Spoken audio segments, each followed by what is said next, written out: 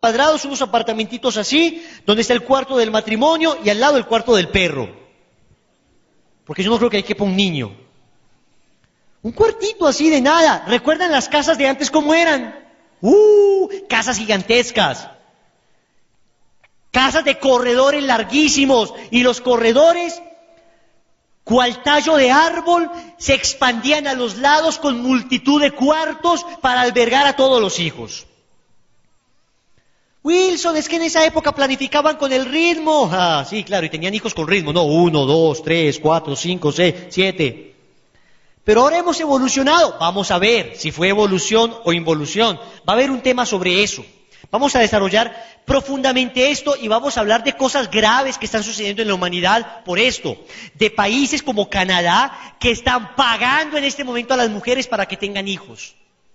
Y que por cada hijo que tengas, lo digo porque tengo un tío viviendo allá, te dan $250 mensuales hasta que cumpla 18 años por cada hijo. Y aún así no quieren tener hijos. Superpoblación, tienen que estar bromeando. Miren, por gracia de Dios acabo de hacer una peregrinación a los santuarios marianos de Europa. Estuve recorriendo 6 países. Estuve en Portugal, estuve en España, estuve en Francia, estuve en Italia. Después estuvimos ya en Israel y estuvimos recorriendo todos estos países europeos en bus. Pues llegamos en avión, algunas partes íbamos en avión, pero como los lugares eran 2 horas, 3 horas y eran muchos lugares, los recorríamos en un bus Pullman de esos grandes y nos tocaba ver horas y horas de carretera sin un solo habitante. Horas y horas. Miren, créanme, recorrimos cerca de 15.000 kilómetros en bus. Horas y horas, en unos paisajes hermosísimos, en unas tierras absolutamente fecundas, con toda el agua que se puedan imaginar, con toda la riqueza y la prosperidad que puedan imaginarse. Horas y horas sin una sola persona, sin una sola casita. Superpoblación, tienen que estar bromeando. Sí, es que cuando uno va en el carro, en pico y placa, uno se va dando cuenta de esa cantidad de carros. Tenemos superpoblación de carros. El papá carro y la mamá carro, entonces crean carritos y ya, y no saben planificar los carritos. Y sí. Nos hemos dejado meter la mano a la boca. Y vamos a hablar de eso con más profundidad. Ok, primer hijo de 18. Montfort tenía un papá de un carácter bastante fuerte. Jean Grignon. Jean Grignon era su padre y tenía un carácter terrible, tanto que allá en Francia, en el norte de Francia, donde vivía él, en Montfort, así se llama la población, era considerado el hombre de carácter más terrible de toda la región. O sea, de esos tipos que volteaba las tajadas con la mano, pues. Tipo que con un grito tendía la cama. No podía escupir porque partía la baldosa ese señor. Un carácter aterrador. Pues queridos, este señor, que trató obviamente con más dureza a su hijo mayor, a Montfort, lo trataba con tanta dureza y era de un carácter tan bravo que en muchas ocasiones, para no pecar, San Luis de Montfort tenía que salir corriendo a otra parte a gritar, para no faltarle al respeto a él. Y poco a poco, aprovechándose de esa situación, Luis de Montfort fue haciendo del carácter de su padre una oportunidad maravillosa para ser santo.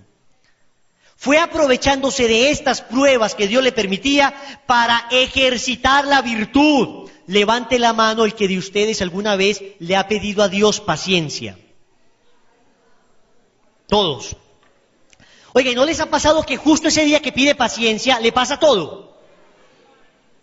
Ese día usted está en la cocina, señora, ese día se le quemaron las papas, ese día se le regó la licuadora, ese día el niño menor está mami,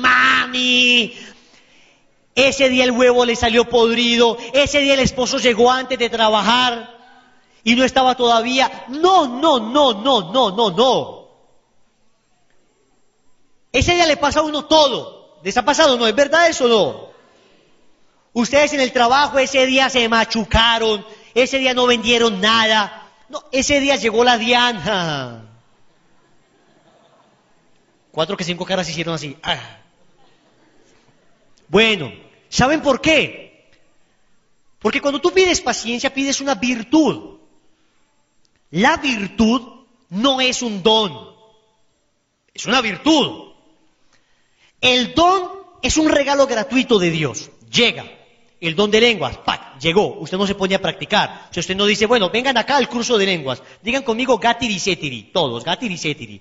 Ahora aprenda. No digan eso, es broma.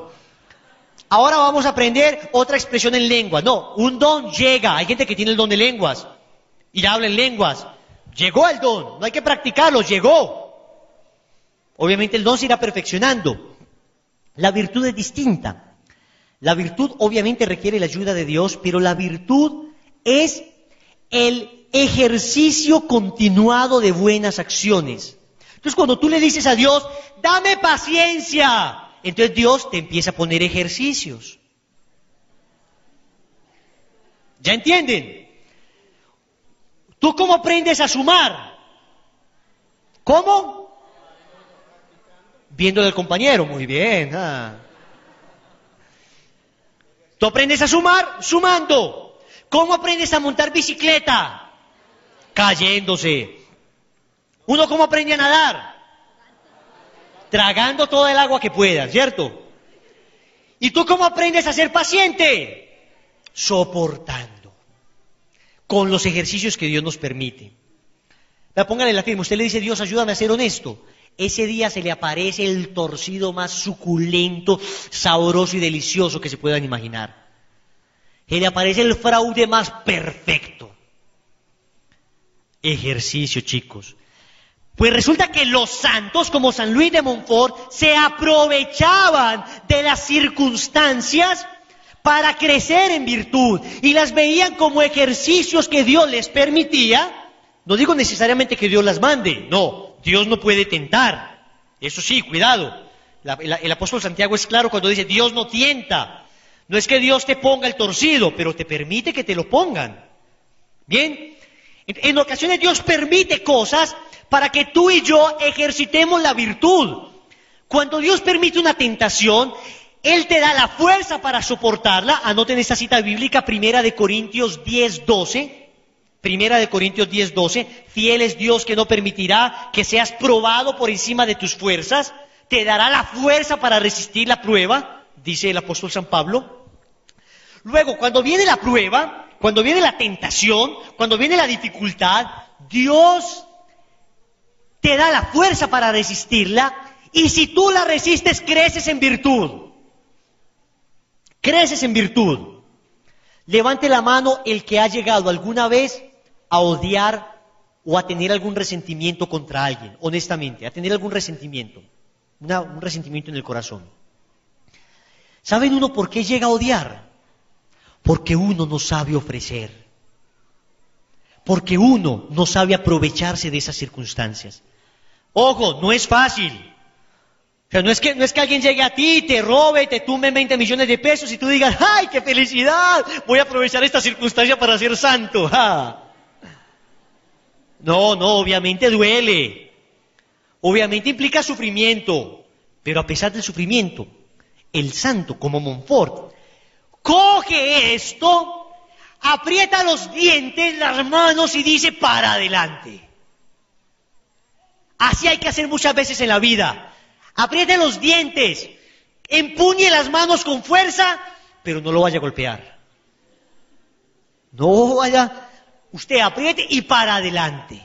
Siga caminando, respire, únase a Cristo, coja su cruz y sígalo. Míralo en la cruz y dices, es que tú también sufriste. Mira, a veces hay momentos en la vida donde le pasan cosas tan graves a uno, que uno casi que llega donde Jesús a decirle, mira, es que tú no me entiendes, es que lo que me está sucediendo es terrible, es que no soy capaz de soportarlo, es que esta vida es un infierno, es que bla, bla, bla, bla, bla, ¿por qué no me entiendes? Y basta que te quedes mirándolo un instante en la cruz, para que su silencio te responda, para que Él te diga, créeme, te entiendo más de lo que imaginas. Porque te entiendo, estoy aquí. porque te entiendo, estoy crucificado. ¿Quién como Dios? ¿Quién como Dios? Los santos entonces cogían esto y lo aplicaban para su santidad. Entonces, claro, como no te llenas de odio, no tienes a quien perdonar. Jesús no tenía a quien perdonar a tal modo, o sea, de tal manera, que pide perdón por los que le están haciendo daño. Cuando tú ya no tienes a nadie a quien perdonar, porque has aprendido a unirte a Cristo, aprendes a pedir perdón por ellos. ¿Ven? Eso es un nivel bastante alto de santidad. Obviamente nosotros vamos dando pasitos, ¿bien? Pero San Luis de Montfort tenía un papá de un carácter terrible y se iba aprovechando de esto. ¿Quién como Dios? Era supremamente devoto de la Eucaristía y de la Virgen María, cuando era un niño. Él, a los 16 años, recibe un toque de la gracia, es decir, experimenta un proceso muy fuerte de conversión y se quiere hacer sacerdote, decide ser sacerdote. Está pues más o menos ahí 4 años intentando, hasta que finalmente a los 20 años, en el año 1693, San Luis de Montfort se va para el seminario. Él vivía en Montfort. De Montfort a Francia hay unos 300 kilómetros, entonces se iba en el caballo. Pero cuando iba en el caballo, se bajó del caballo y le regaló su caballo a un pobre. Tenía dinero para pagar allá todo, y cuando iba en el camino a pie, 300 kilómetros a pie, o sea, 300 kilómetros es, no sé, ir de aquí a La Dorada, más o menos. De aquí a Caucasia, a pie, por un camino agreste, por un camino difícil. En Francia, que hay estaciones, frío, calores horribles, caminando, encontró un pobre y le regaló todo su dinero, sin caballo y sin dinero. Y siguió caminando y encontró otro pobre y le regaló su ropa. Y se fue en cueros. No, mentira, no. Eso lo hizo San Francisco sí se fue en cueros. Pero este cambió su ropa con un mendigo. Y llegó al seminario hecho un mendigo. Entonces en Francia había seminarios para pobres y para ricos. A él lo metieron en un seminario para pobres, pues con esos harapos, y lo pusieron en el seminario en el peor de los oficios. Había 2 peores oficios: uno, ser bibliotecario, y otro, ser velador de muertos. A él le dieron los 2. Velador de muertos. Pero miren un detalle hermoso.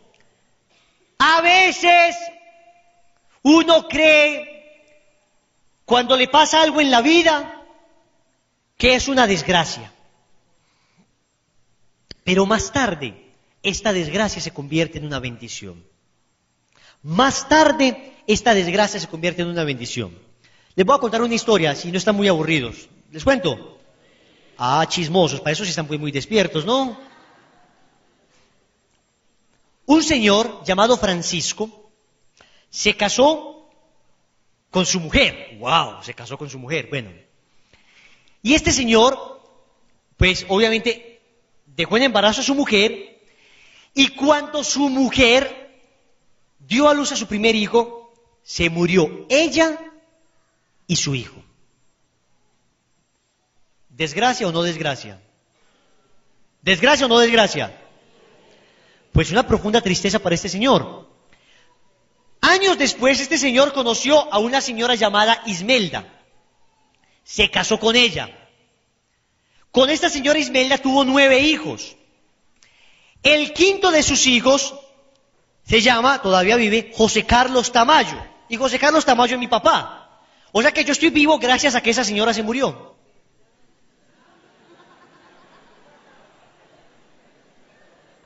Así se los pongo.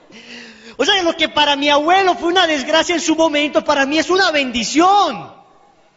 Porque si no se hubiera muerto, no existiría.